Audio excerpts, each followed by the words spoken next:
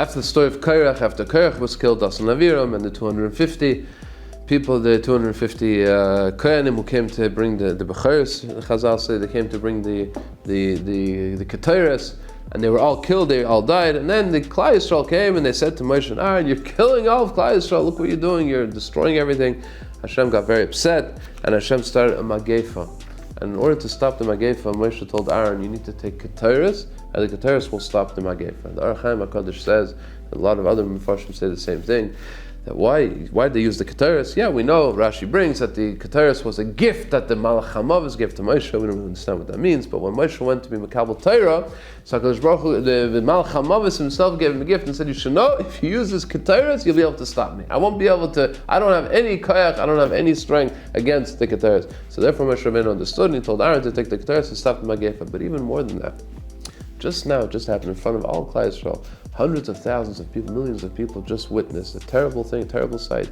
250 people, Kedoshim, people who were tzaddikim. They took Ketores, they came to in front of Moshe Rabbeinu, and they were all killed instantly by the Ketores. The Ketores is only supposed to be brought in the Beis Hamikdash at a very specific time, morning, afternoon, Yom Kippur.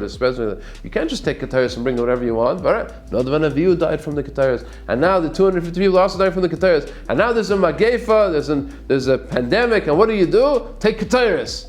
That's the most ridiculous thing to do. This is what causes all the death. Moshe Rabbeinu was teaching Klal Yisrael, it's not the Ketores that's killing. The Ketores, yes, it's very potent, it's Kaddish, it's Heilig. If I say to do it as a Navi Hashem, and I say that now Aaron should take the Ketores, this is going to stop the death. It's not going to bring the death, it's going to stop the death.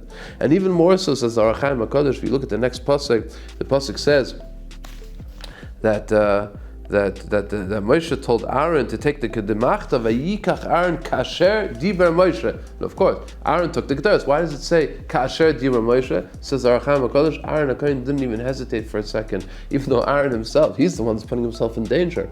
The 250 people were just killed for the very same thing. They took out a thing of Ketores, and now Moshe is telling her, yeah, take the Ketores and go. What? I should take that. He didn't even hesitate for a second because Aaron HaKohen understood very well.